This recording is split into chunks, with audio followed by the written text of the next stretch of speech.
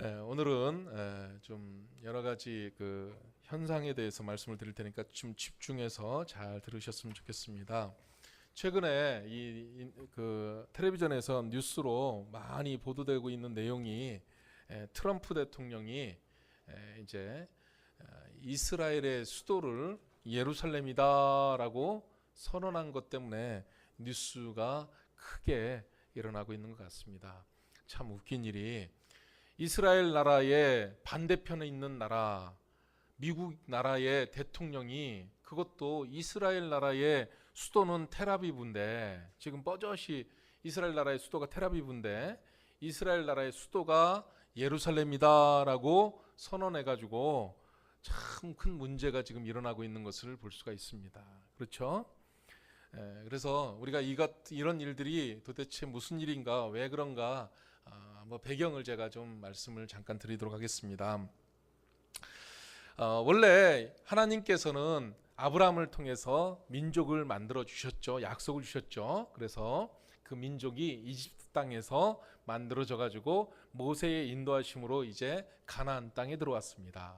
그래서 그곳에서 유대인들이 나라를 형성해서 살고 있었는데, 하나님께서 이제 그 뜻대로 살지 않을 때는 포로로 잡혀가게 하셨지만은 다시 돌아오게 해가지고 유대인들이 이스라엘 땅에서, 지금 이스라엘 땅에서 지중해 옆에 그곳에서 살고 있었습니다.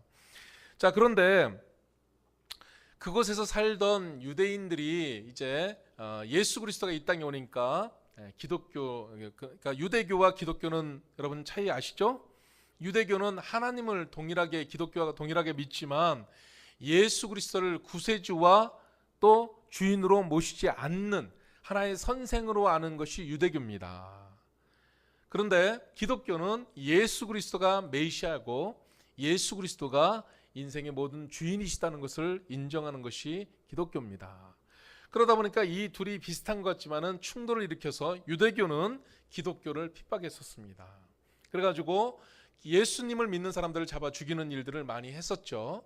그런데 기독교가 복음이 전파되면서 많이 퍼져나가다 보니까 로마에 가가지고 처음에는 종들로 와 있다가 기독교의 진리가, 기독교의 메시지가 생명력 있고 강하다 보니까 로마 황제가 예수님을 믿게 되었습니다.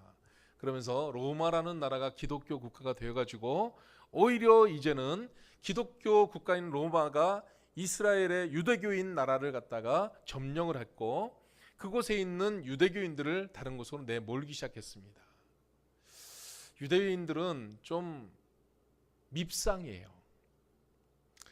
전 세계적으로 유대교의 역사를 보면은요, 유대인들은 하나님께서 내가 너의 복의 근원이 되게 하겠다고 그랬고, 또 복을 가지고 사람들에게 나눠주라고 했는데도 불구하고 유대인들은요, 복 있는 존재가 됐어요. 머리도 똑똑하고 참 잘 사는데요, 꼭 지만 알아요. 자기들만 잘 살려고 하고 자기들만 위해요. 그렇게 얌체처럼 살다 보니까 수많은 나라 사람들이 유대인들을 싫어합니다. 그래서 옛날에 로마라는 나라에서도 유대인들을 흩어버리기 시작했어요. 그 뒤에 이제 여러 배경들이 있었지만은 그 중세 시대를 오면서 이제 알렉산더 대왕이 이제 있었죠. 유대인들을 많이 흩었고, 또 그 뒤에 이제 그 십자군 운동이 있었습니다. 기독교인들이 그 유럽 쪽에서 아주 강성해졌죠. 그래가지고 그 십자군들이 이슬람을 몰아낸다고 전쟁을 했죠. 그러다 보니까 그 충돌의 배경이 유대인 땅, 이스라엘 땅에서 있다 보니까 유대인들도 더불어서 쫓겨나는 일들을 많이 겪게 되었습니다. 그래서 이스라엘 땅에서 있던 모든 사람들이 이제 전 세계로 흩어져 사는 거죠. 전 세계적으로 흩어져 살았지만 그들은 자기의 민족성을 잃어버리지 않으려고 무지무지 노력을 했습니다. 그거는 참 훌륭한 거예요. 자기의 전통을 지키고 자기들의 가치관을 지키고 신앙을 지켜가려고 아주 큰 노력들을 유대인들이 참 많이 했었습니다. 자, 그런데 그렇게 하다 보니까는 정작 그 지금 이스라엘 땅, 그 지중해 옆에 있는 그 땅에는 이 1300년 동안 아랍 사람들이 와서 살게 되었습니다.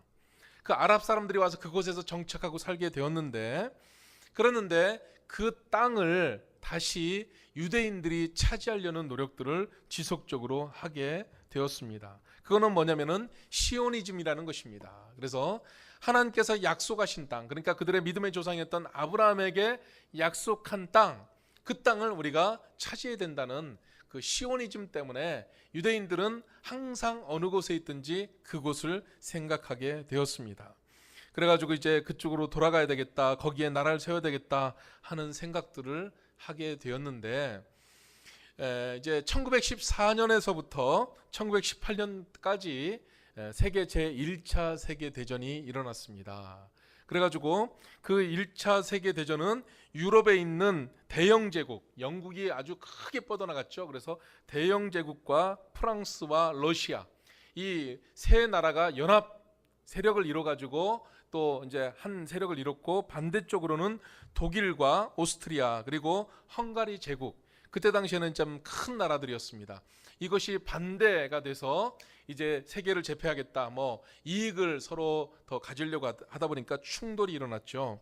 그래가지고 아주 심한 전쟁을 한 5년 동안 했었습니다. 그렇게 전쟁을 하면서 900만 명이나 되는 군인들이 죽었습니다. 엄청나게 많은 사람들이 죽어나가는 그런 전쟁을 하게 되었는데, 그때 이제 전쟁에서는 거의 이 대영 제국을 비롯한 이쪽에서, 프랑스와 러시아 쪽에서 거의 승리를 하게 되었습니다.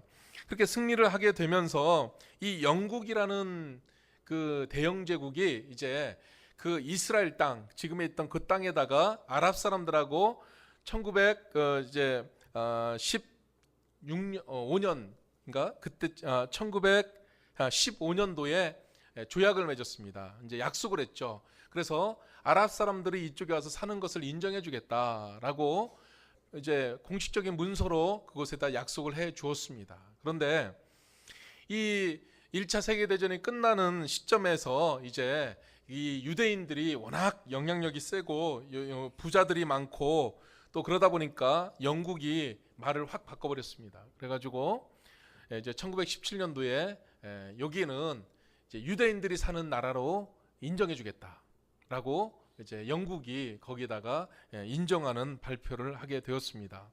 그런 발표를 하게 되다 보니까 이제 전 세계에 흩어져 살던 유대인들이 그곳으로 자꾸 모여들기 시작했던 겁니다. 그렇게 모여들고 있었는데, 그러다 보니까 거기에서는 여러 가지 이제 충돌이 자꾸만 일어나게 됐고 어려움들이 일어나게 되었는데, 세계 제2차 세계대전이 일어나게 됐습니다. 그래가지고 이 세계 제2차 세계대전은 어느 나라하고 싸우게 되냐면요, 이제 미국과 소련과 영국이 한 나라 그 연합군을 이루었고요. 그 다음에 독일과 나중에 이제 일본이 거기다 가세를 하고 이제 독일하고 이탈리아가 먼저 이제 연합을 해서 이 전쟁이 일어나게 되었죠. 이탈리아도 당대에는 굉장히 큰 세력을 가진 나라였습니다. 미국과 소련과 영국이 이제 독일이 폴란드를 침공하면서 시작된 나라가 이제 니들 침공하지 마 하면서 하다 보니까 왜 우리가 못하냐 이렇게 이제 서로 하다 보니까 연합군을 만들었죠. 그래서 이렇게 제2차 세계대전이 일어나게 되었습니다. 그런데 이제 1941년도에는 이탈리아가 이제 항복을 해서 떨어져 나갔고, 1945년도에는 이제 노르망디 상륙 작전으로 인해서 독일이 패배를 하고 히틀러가 자살을 하면서 독일도 항복을 했습니다. 이제 1945년도에 일본에도 뭐가 떨어졌죠? 핵폭탄이 펑 떨어져 가지고 일본도 나 죽겠다 하고 항복을 했습니다. 그래서 세계 제2차 세계대전은 이제 연합군의 미국, 소련, 영국의 승리로 이제 되게 됐습니다. 그러다 보니까 미국의 큰 세력을 이룬 게 유대인들이에요. 그래가지고 그 틈을 타가지고 이제 그 이스라엘에 모여있던 사람들이 독립운동, 그러니까 나라를 세우는 운동을 했습니다. 그래서 그때 아랍하고 전쟁을 하게 되었습니다. 그렇게 전쟁을 하면서 1947년도에 이제 나라를 전쟁을 해서 1948년도에 이스라엘이 나라를 세우죠. 우리나라도 이제 정부를 온전하게 수립한 게 같은 그 해죠. 그렇게 이제 그 이스라엘이 나라를 세워서 있었지만은 예루살렘이라는 그 동네는, 그러니까 예루살렘이라는 그 시에는 이제 너무나 큰 변수가 있었습니다.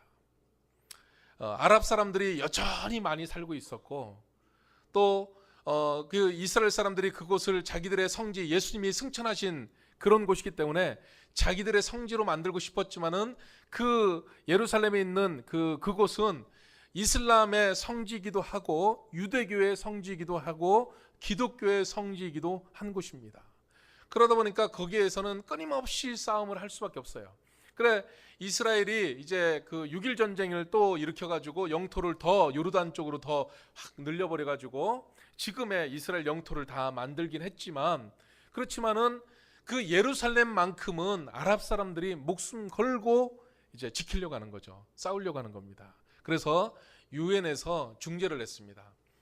예루살렘 여기는 이스라엘 너희 땅도 아니고 아랍 너희 땅도 아니고, 그래서 같이 지배를 해라. 그래서 예루살렘을 이렇게 나눠 가지고 싹 반으로 해서 동쪽은 아랍 쪽에서 서쪽은 이제 이스라엘이 이렇게 지배를 하는, 그래서 이스라엘의 수도는 텔아비브고 예루살렘은 지금도 가보면 뭐 동방 정교도 있고 이슬람 그 도미 이게 이슬람 사원이잖아요. 황금도미. 그러고 여러 이제 유대인 사당 그 유대인의 회당도 거기에 있고 기독교 교회도 거기 있고, 그래서 아주 재밌는 건 아니지만은 유대교 회당에서 이제 자기들끼리 모여서 그 안식일 예배를 하는 거죠. 그러면 또 이제 기독교는 기독교인들대로 또 예배를 이렇게 또 교회에서 예배를 드리는 거죠. 그러면 유대인들은 기독교인들을 이렇게 막 싫어합니다. 핍박을 하고. 그러니까 서로가 지금 그렇게 하는. 그러니까는 아주 싸움이 일어날 수밖에 없는 곳인데, 그런 곳에 가가지고 트럼프 대통령이 예루살렘은 이스라엘의 수도다라고 말을 해버렸어요. 그러니까 이게 왜 그러냐면 이제 트럼프 대통령의 큰딸 사위죠, 큰 사위죠. 이제 유대인이죠. 뭐 이런 영향도 있고 여러 가지. 그래서 이것을 가지고 트럼프가 한번 그냥 막말을 한 거다라고 말하는 사람도 있고, 아니다, 트럼프 대통령이 이미 사우디라든지 이집트라든지 요르단 뭐 여러 나라들과 이미 다 조율을 했기 때문에 이런 말을 했다라는 그런 의견도 있습니다. 저는 후자에 두고 있는데요. 아무리 트럼프 대통령이라 해도 그 사람이 그렇게 함부로 말할 게 아니죠. 다 이미 상의가 돼가지고 이제 그렇게 되기는 하는 것 같습니다. 그러니까 이스라엘이 힘은 참 막강해요. 미국 대통령도 막 흔들고 움직일 수 있고, 그렇습니다. 그런데 힘은 막강하지만 제가 볼 때 이거 방식은 이런 게 아닙니다. 유대인들이 이스라엘이 전 세계적으로 참 얄밉고 사람들이 싫어하는 이유가 자기들 힘 있다고 자기들만 잘났다거든요. 자기들의 주장만. 그래서 지금 그동안도 그 1948년 이후로 이스라엘 사람들이 팔레스타인 사람들, 아랍 사람들을 얼마나 핍박을 하는지 모릅니다. 가면은 참 불쌍할 정도로, 우리가 뉴스에 이렇게 보면은 뭐 우리와 상관없으니까 그런 얘기 듣지만 그 팔레스타인 사람들은 이스라엘 사람들로부터 정말 많은 핍박을 받고 어려움을 당하고 있습니다. 실효적으로 이스라엘이 지배를 하기 때문에 뭐 하나 집을 고치려고 하면은 허가를 안 내줘요. 아무것도 못 고치게 해요. 그래서 화가 나가지고 내 여기 땅 떠날게 하면은 바로 승인해 줍니다. 그런 사람들이 이스라엘 사람들이에요. 그리고 옹벽을, 그 장벽이죠, 거기를 만들어 가지고 이런 데다가 만들어 가지고 함부로 나오지도 못하게 만들고, 혜택도 없고, 그러다 보니까 팔레스타인 사람들만 지금 다 죽어나가게 만들었습니다. 이제 트럼프 대통령이. 아마 아랍 사람들은 크게 저항을 못할 겁니다. 왜 그러냐면 지금 아랍 중동이 지금 오합지졸이잖아요. 그러다 보니까 이런 일들이 됐는데, 오늘 저는 시편 67편의 말씀을 우리가 상고하면서 어떤 생각을 하냐면, 나만 잘 살겠다, 나만을 위하는 이 이스라엘의 이런 태도는 결국 하나님께서도 싫어하실 것이다 라는 생각을 하게 되는 것입니다. 오늘 시편의 67편에 있는 말씀을 통해서 우리는요, 하나님께서 우리에게 정말 많은 민족을 향해서 베풀어주고 많은 민족을 향해서 많은 헌신을 하고 또 그들과 더불어 살고 하는 것을 강조하시는 하나님이시지, 나만 혼자 잘 살고 나만 괜찮으면 된다는 그런 것을 말씀하시는 하나님은 아니시다라는 것을 우리가 살펴보았으면 좋겠습니다. 자, 시편 67편 1절 2절을 한번 보겠는데요. 1절 2절을 같이 읽어보도록 하겠습니다. 자, 시작. 하나님은 우리에게 은혜를 베푸사 복을 주시고 그의 얼굴 빛을 우리에게 비추사 주의 도를 땅 위에 주의 구원을 모든 나라에 알리소서. 아멘. 자, 방송실은요 민수기 6장 24절에서 26절을 한번 펼쳐주시기 바랍니다. 성경 가지신 분들은 민수기 6장 24절에서 26절을 펴주시기 바랍니다. 같이 한번 읽어보겠습니다. 여호와는 내게 복을 주시고 너를 지키시기를 원하며 여호와는 그의 얼굴을 내게 비추사 은혜 베푸시기를 원하며 여호와는 그 얼굴을 내게로 향하여 드사 평강 주시기를 원하노라 할지니라 하라 그랬습니다. 자, 민수기서에서 나오는 이 메시지는요 복을 비는 메시지입니다. 그러니까 이스라엘 사람들은 이 메시지를 너무너무 좋아합니다. 하나님께 복받는 메시지거든요. 그래서 이거를 갖다 써가지고 집에다 붙여놓기도 하고 이마에 붙이기도 하고, 그렇게 아주 좋아하는 메시지가 바로 민수기 6장에 나오는 이 복이라는, 그래서 신명기 6장에도 나오죠. 쉐마 이스라엘, 이것을 요약해서 이것을 다시 한번 강조해 놓은 것이 오늘 시편 67편 1절과 2절의 말씀인 것입니다. 다시 한번 말씀으로 돌아가세요. 그런데 그래서 이 말씀은요 우리는 생소할지 모르지만 이스라엘 사람들은 이 말씀을 읽자마자 그 말씀 좋아. 그러니까 너무너무 자기들이 선호하고 너무너무 좋아하고 너무너무 기대하는 그 말씀이다라는 것을 우리가 알 수가 있습니다. 그래서 1절의 말씀을 가만히 보면은요 여기 하나님은 우리에게 은혜를 베푸사 그랬습니다. 하나님은 우리에게 은혜를 베푸사. 여러분 성경을 나중에 집으로 가서 제가 말했던 민수기 6장하고요 이 말씀하고 가만히 보면은요 민수기 6장에는요 하나님은 나에게 은혜를 베푸사. 그러니까 구약 사람들은 더더군다나 자기만 은혜 받고 자기만 복 받기를 바라는 거고 하나님께서 여기에게 뭐냐면은요 우리에게 마음을 더 넓혔습니다. 그래서 6장 67편 마지막으로 가면은 하나님은요 만민에게 땅 끝에 있는 모든 백성들에게 하나님의 복이 흘러가기를 원하시는 거예요. 하나님의 복은요 누구를 통해서 가냐면 하나님께서 주시는 것보다 우리 먼저 믿는 우리를 통해서 그 복이 흘러가기를 바라는데 하나님은 우리 믿는 사람들. 그래서 어떤 사람들은 심지어요 북한에 복음 전하면 안 된대요. 그러니까 북한에 가서 국수공장 세워주고 북한에 가서 성경 나눠주고 북한에 선교하고 있는 선교사님들을 다 때려잡아야 된다고 하는 사람도 있어요. 왜 북한을 도와주냐는 거죠. 왜 북한을. 그리고 일본을 왜 가서 선교하냐는 거예요. 일본 사람들은 다 우상 숭배해가지고 다 지옥 가야 된다고 말하는 사람들이 있어요. 그 무슨 심정으로 성경 어디에 근거를 두고 말하는지를 모르겠어요.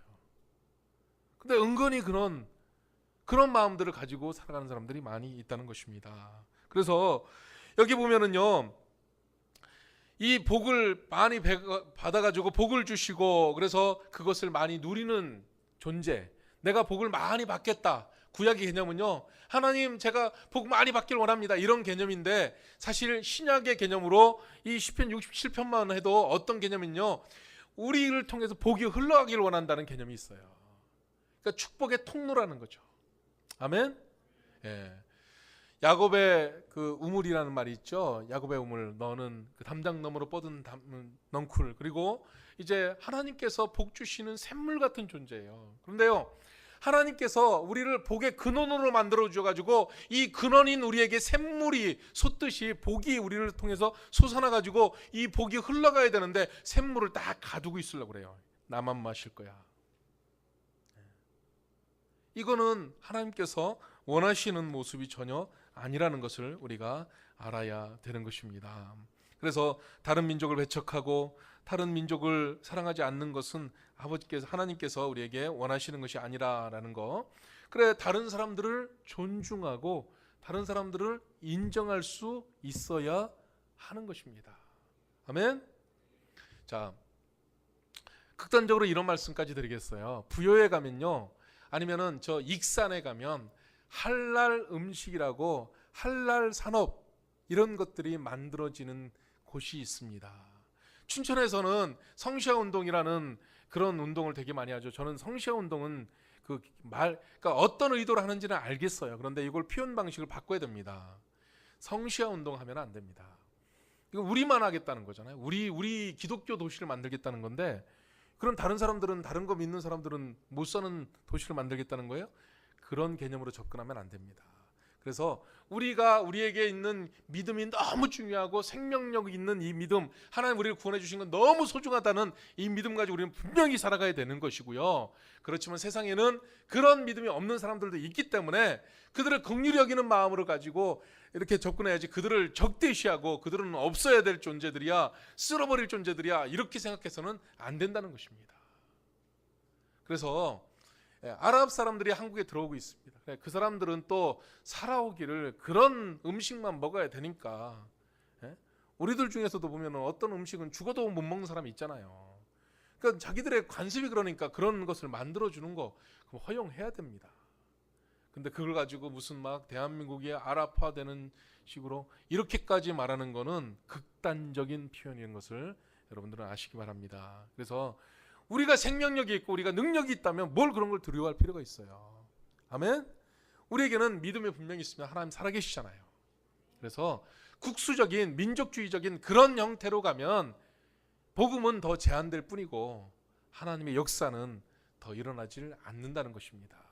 그래서 우리는 우리의 생명력을 더 강화하고, 우리가 진짜라면, 우리에게 있는 하나님의 역사가 진실이라면 이 믿음 가지고 가면 되는 거 아니겠어요? 하나님 죽으셨나요? 왜 두려워하죠? 그래서 우리가 이 믿음 가지고 살아야 되는데요. 2절에 보니까, 2절을 보면 주의 도를 땅 위에, 주의 구원을 모든 나라에 알리소서라고 고백하고 있습니다. 여러분, 하나님의 도를 땅 위에, 그리고 주의 구원을 모든 나라에 알리소서라는 이 말씀, 이 기도, 이런 소망을 가지고 있는, 이 사명을 가지고 있는 사람들이 그 나라 사람 나쁜 놈들이야, 그 나라 사람 다 죽어야 돼 하는 생각 가지고 있으면 가서 복음 전할 수 있나요? 안 되죠. 안 되죠. 자, 우리나라가요, 일본에 가서 복음을 전하는데 왜 그렇게 복음을 못 전하냐면, 우리나라 사람들은 일본 사람들을 다 나쁜 사람들이라고 하잖아요. 그렇게 일본 선교사들이 가서 복음을 전하려니까 이게 안 되는 거예요. 너무 제한돼 버린 거예요.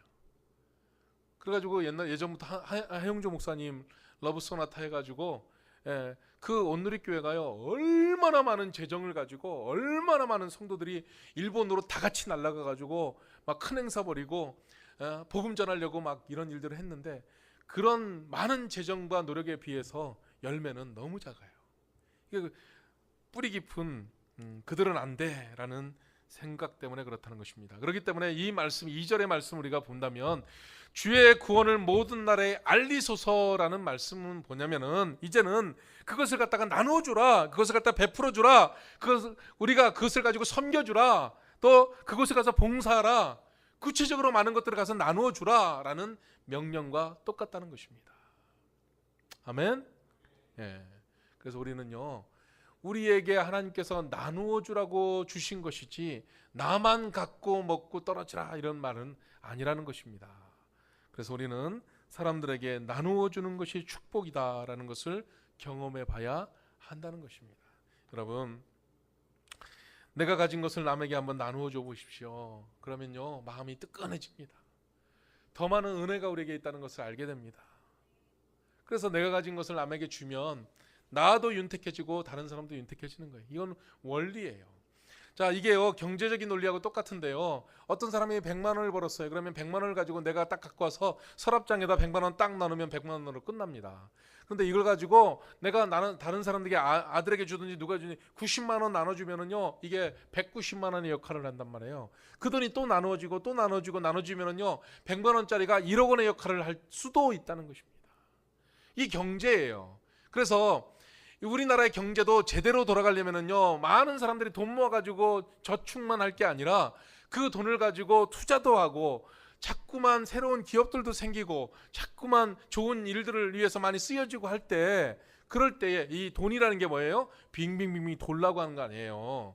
돌아야지 된다는 것입니다. 그래서 우리가 어떤 수입을 가져도 나만 가지고 있으려고 하면 이 하나님의 역사도 방해되는 것을 우리가 볼 수가 있다는 것입니다. 그래, 우리는 이 말씀 여기 보면은요, 우리는 하나님 앞에 복 받을 자들이 아니라 사실은요 복의 근원이 되게 만들어 주셨어요. 우리가 분명히 알아야 되는 겁니다. 우리는 흔히 생각하기를 하나님께서 나에게 복을 주셔가지고 옛다 2만 원, 옛다 10만 원, 그러면서 나에게 어떤 물질적인 보상으로 뭔가를 채워줄 줄 아는 그런 것을 바라게 되는데요, 사실은 그게 아니라 우리에게는 이미 복을 다 주셨어요. 예수 그리스도, 그 생명을 우리에게 주셨다는 거예요. 그래서 예수 그리스도가 우리 속에 들어와 있기 때문에 우리는요 사나 죽으나 어느 땅에 있든지 어느 곳에 있든지 존귀한 존재가 됐고 복의 근원이 되어 있다는 것입니다. 아멘. 그래서 내가 좀 경제적으로 능력이 있어서 여러분 겉으로 보이는 것이 하나님의 복이라 생각하지 마시기 바랍니다. 그것은 복의 표현이 아니에요. 하나님의 복은요 예수 그리스도가 그 심령에 들어와 있고 그가 하나님의 선택받은 그런 귀한 영혼이냐 아니냐 여기에 딸려 있다는 것을 아시기 바랍니다. 그래서 어떤 사람은 좀 능력이 있어가지고 그 능력을 가지고 더 많이 더 힘껏 다른 사람을 도와줄 수 있는 사람이 있는 반면에 어떤 사람은 좀 제한돼 있어서 그만큼 가지고 도울 수 있는 사람도 있다는 것입니다. 그래서 우리는 능력의 많고 적음이 있을 수 있지만은 우리는 복의 근원이 되어서 다른 사람을 섬기는 일들을 해야 한다는 것입니다. 3절 말씀 보시겠습니다. 하나님이여 민족들이 주를 찬송하게 하시며 모든 민족들이 주를 찬송하게 하소서. 여러분 이 말씀을 정말 바로 새겨서 들었으면 좋겠어요. 하나님이여 민족들이 주를 찬송하게 하시되 모든 민족들이 주를 찬송하게 하시옵소서. 여러분 우리나라도 하나님이 사랑해 주시지만은 다른 나라도 사랑해 주신다는 것을 믿으시기 바랍니다. 그래서 여러분 지금요 참 아랍의 이집트에 교회가 세워져 가지고 이집트의 백성들이 이집트의 국민들이 지금 우리가 하듯이 경배와 찬양으로 하나님 앞에 영광 돌리는 모습 여러분 상상하십니까? 지금 그런 일들이 일어나고 있습니다. 저 아프리카 땅 탄자니아에 또 더 정말 아프리카 땅 그 깊은 곳에 그 수많은 사람들이 지금 하나님을 막 찬양하고 높이는 일들을 지금 하고 있다는 거예요. 인도 땅에도 이 같은 역사들이 일어나고 있고요. 지금 중국 땅에도 일어나고 있다는 것입니다. 그러면은 그 나라에 있는 그런 하나님을 경배하는 사람들은 다 안 되는 것이고 나쁜 사람들입니까? 아니죠.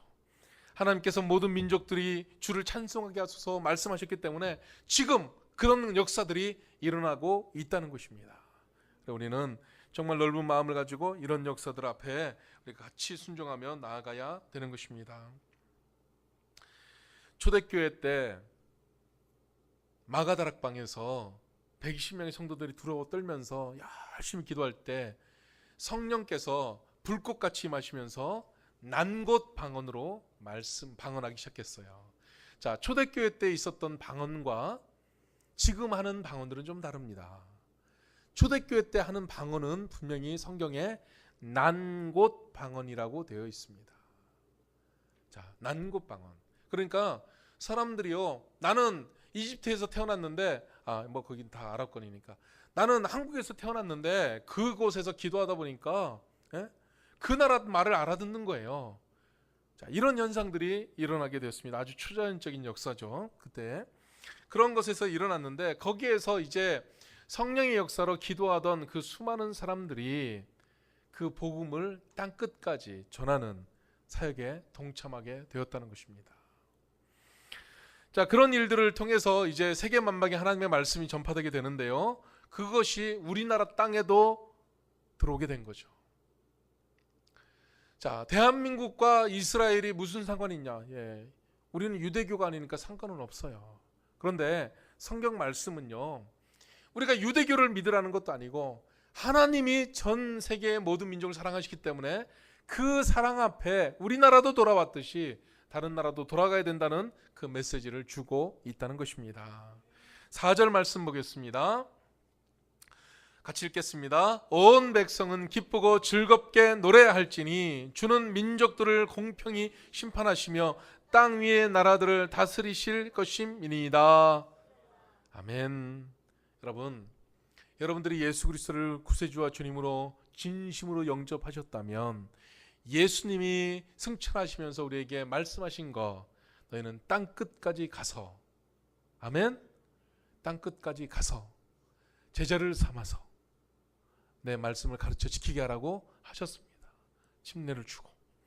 여러분, 그것에 우리는 순종하는 마음으로 하나님의 사역을 감당해야 되는 것입니다. 그래서 내가 사랑하는 내 이웃, 내 가족, 일가 친척도 구원해야 되지만은 땅 끝에 있는 백성들, 그 백성들이 하나님 앞에 돌아오는 일에 최선을 다해야 한다는 것입니다. 우리가 주님을 사랑하기 때문에. 그래서 우리 하나님은요, 이스라엘만 사랑하신 것이 아니라 모든 민족을 공평하게, 여기 공평이 있잖아요. 주는 민족들을 공평히 심판하시며 공평히 사랑하신다는 내용이 여기에 들어 있다는 것입니다. 5절 말씀. 하나님이여 민족들이 주를 찬송하게 하시며 모든 민족으로 주를 찬송하게 하소서. 아까 있었던 말씀이 반복되어서 나오고 있죠. 후렴처럼. 여러분, 우리는 하나님 앞에 성숙한 믿음으로 나아가야 되는 것입니다. 성숙한 믿음이 아니면 나만 알게 되어 있습니다. 우리는 세상을 아는 민족, 더 나아가서 정말 많은 사람들을 포용할 수 있는 사람들이 되어야 됩니다. 아멘? 그렇지 않으면요, 옹졸한 사람이 될 수밖에 없어요. 우물안 개구리. 우물 안에 있는 개구리는요, 자기가 세상을 다 안다고 생각을 합니다. 자기가 모든 것을 다 안다고 생각을 하는데 기껏해야 우물 안에 있는 것밖에 모르는 것이죠. 더 넓은 세상으로 나아가 보면 더 넓은 입장들이 있고, 더 넓은 필요들이 있고, 더 넓은 역사들이 있다는 것을 알 수가 있다는 것입니다. 저는 참 감사한 게, 저는 지금 이 우리나라에서 지금 종교인 과세에 대해서 하는데요, 이 입장도 이해가 되고 저 입장도 이해가 돼요. 그래서 우리 개신교가 지금 언론들을 통해서 개신교를 욕하고 하는데요, 자기들도 그 입장이 돼버리면 더 저항을 할 겁니다. 아마. 이거는 말도 안 되는 일들을 갖다가 제시하고 이걸 하라고 하니까. 그러니까 지금 이거대로 이제 만약에 지금 조금 이제 중재안이 들어와서 그것을 기독교가 포용을 해갖고 하지만, 그게 아니었다면은요, 선교비는 전부 다 횡령입니다. 남 구제하는 것도 전부 비자금 빼돌리는 겁니다. 왜 그런지 아세요? 세상의 법으로는요, 그런 선교비 보내는 게 증명될 수가 없어요. 구제비 보내는 게, 기독교는 이상한 곳이에요. 왜? 영수증도 안 받고. 그리고 구제를 할 때도, 선교를 할 때도요, 그 사람이 타당한 단체가 되어야만 구제할 수가 있습니다. 아무한테나 주면 이거는 잘못 주는 거예요. 아십니까, 여러분? 구제도요, 받을 자격 있는 사람은 살펴서 줘야 되는 게 법입니다. 선교도 마찬가지고. 그렇기 때문에 이 법이 통과됐으면 기독교의 선교나 기독교의 구제나 이 모든 것들은 확 위축될 수밖에 없어요. 왜? 다 범법자들이니까.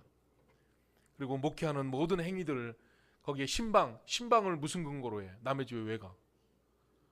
예? 세상 기준으로요. 그 집에 가는데 왜 물건 사가? 뇌물 아니야? 예. 아주 이런 식으로 기독교를 바라보고 있어요. 그러니까 지금 근데 이거를 자기들이 시각이 잘못돼서 전부 유예 비슷하게 이제 다 지금 하긴 했지만 앞으로 이제 봐야 됩니다. 그래서 우리가 넓은 시각으로 우리가 봐야 되는데요. 이 시간에 몇 가지만 이제 말씀을 드리고 오후 시간에 조금 더 구체적으로 말씀을 드리겠습니다. 우리 이 시대를 살아가는 우리 믿음을 가진 사람들은 오늘 말씀 따라서 세계를 품는 사람들이 되어야 됩니다. 우리의 가슴을 넓게 해서 우리를 주님이 사랑하셨듯이 다른 나라도 주님이 사랑하신다는 것을 믿으시기 바랍니다. 아멘. 네. 그래서 우리 기독교인들은요, 세상적인 기독교인이 될 것인가, 세계적인 기독교인이 될 것인가를 우리는 알아야 됩니다. 세상적인 기독교인, 이게 뭡니까? 그냥 세상 사람들이 살아가는 그 방식대로 살아가는 거예요. 기독교인이긴 하지만, 그러니까 구원도 받고 세상에서 누릴 것도 다 누리고 싶은 사람들. 그러니까 구원은 받았는데 세상 사람들이 가는 대로 다 물질, 명예 다 내 것 만들어가지고 나도 떵떵거리며 높아지고 싶은 사람들. 근데 우리는요, 우리 기독교인들은 세계적인 그리스도인이 돼야 됩니다. 그래서 그런 거 있잖아요. 많이 배워서 많이 벌어서 남 주고 남을 위해서 살아가자 이거예요. 돈 버시면 남들에게 주시기 바랍니다. 소리가 작을. 돈 벌어서 남한테 좀 줘보세요. 남에게 베풀어 보세요. 남의 일 때문에 막 쫓아다녀 보세요. 남의 일 때문에 가슴 아파 보세요. 그게 우리 주님께서 원하시는 것입니다. 우리는 자기중심적인 사고에서 타인중심적인 사고로 이제는 생각을 좀 바꿔가야 됩니다. 나만 위하는 내 중심적인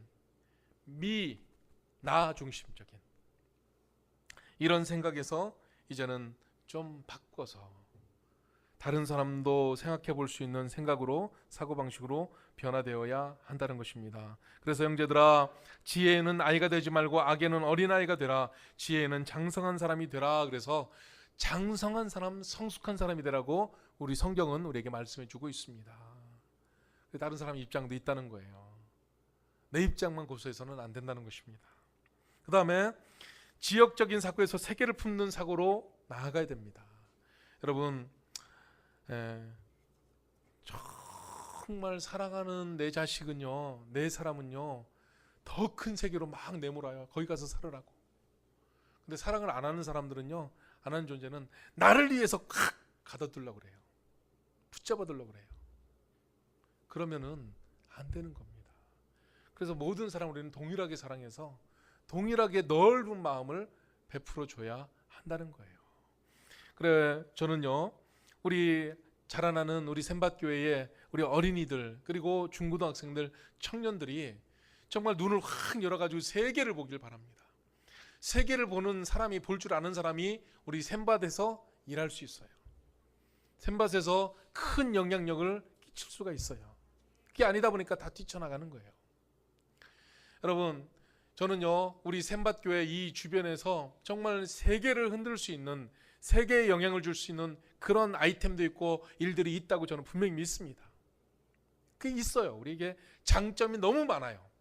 근데 우리는요, 그 장점을 못 보기 때문에 우리에게 있는 장점은 하나도 없다고 생각을 해요. 그러니까 다 쫓아내서 죽어도 농사 짓지 마, 너는 죽어도 샘밭에 살지 마, 이런 것만 자꾸 강조하는 경우가 많아요. 여러분, 우리의 눈을 열어서 정말 세상을 바라보기 바랍니다. 그래서 그런 마음으로 보면은 이곳이 하나님의 축복이고 이곳을 통해서 하나님의 복이 흘러가는 그런 뜻이 있음을 우리가 알게 될 것입니다. 자, 그 다음에 우리는요, 지금 이 시간 여기만 바라보지 말고 하나님께서 우리에게 허락하신 영원을 바라보는 사람이 되시길 바랍니다. 하나님의 역사를 내 생각에 국한해가지고 지금 여기만 바라보는 거예요. 이게 안 되면 안 되는 거예요. 하나님은요, 우리의 생각 너머에 계십니다. 하나님은 그거 너머에 하나님의 놀라운 역사를 이끌어 가신다 이거예요. 그래서 우리는 그것을 넘어가는 믿음의 삶을 사시길 바랍니다. 그리고 어떤 사명이 딱 주어지면은요, 여기 보면은 세계 민족을 향해서 주를 찬송하게 하는 6, 7절 보겠습니다. 마지막 절 같이 읽겠습니다. 하나님 우리에게 복을 주시리니 땅의 모든 끝이 하나님을 경외하리이다. 이 말씀은 뭐냐면 땅 끝에 있는 백성들에게 하나님을 경외하도록 만들라는 거예요. 그 사명을 위해서 너희들이 헌신하는 거예요. 그 사명에 의해서 우리가 물질도 보내야 되고 사람도 보내야 되고 그런 걸 하라는 거예요. 그런데 그러지 못하고 핑계거리를 찾는 사람들이 있어요. 에이, 우리는 안 돼요. 우리는 가진 게 없어요. 나는 안 돼요. 여러분, 핑계거리를 열심히 찾지 말고 우리가 하나님 앞에 순종해서 우리에게 그러면 어떻게 하면 될까? 창조적인 머리를 좀 쓰면 되잖아요. 우리가 할 수 있는 것을 할 수 있게 하면 되잖아요. 아멘? 세상 사람들이 못하는 우리만 할 수 있는 것들을 통해서 하나님의 역사를 이뤄가야 되는 겁니다. 저는 어제 밤에 이용진 선교사님 사모님하고 이제 카톡을 주고받으면서 이제 한 20몇 명이 이제 그곳에 이 방학 동안에 보내는 일들을 제가 지금 하고 있어서 하는데 조정민 선교사님 이야기를 하는 거예요. 샘밭교회에서 조정민 선교사님 보내주셔서 너무 고맙습니다 그러는 거예요. 제가 그냥 뜨끔했어요. 우리가 완전히 보낸 것도 아니고 자기가 알아서 갔는데 참 솔직히 선교비도 한 푼도 못 보내주고 있는데 가끔 저는 생각나서 기도는 해요. 그리고 한 번 제가 시간이 너무 없어서 용산역에서 선교사님 저번에 뵀어요. 예. 근데 참 이 조정민 선교사님이 거기에서 사모님에게 그리고 또 다른 선교사님들의 모범이 되도록 열심히 공부하시고 또 사역도 열심히 하시고 그렇게 한다는 얘기를 어제 막 들으면서 목사님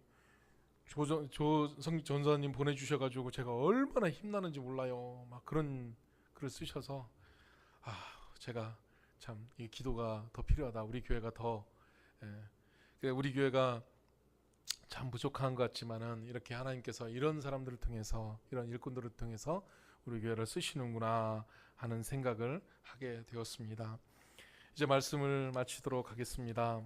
오늘 말씀은요, 더 넓은 세상을 바라보라는 하나님의 메시지입니다. 그리고 바라보기만 하지 말고 거기에 대한 우리의 사명을 깨닫고 책임감을 깨닫고 그것을 향해서 문을 열으라는 것입니다.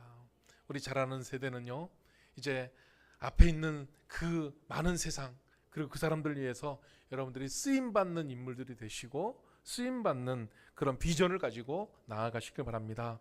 우리 샘박교회도 이제 이 축복의 땅, 정말 세상의 모든 여기가 축복의 땅이라면 그 세상 끝까지 하나님의 역사를 이루어가도록 비전을 가지고 나아가는 은혜가 있어야 되겠습니다.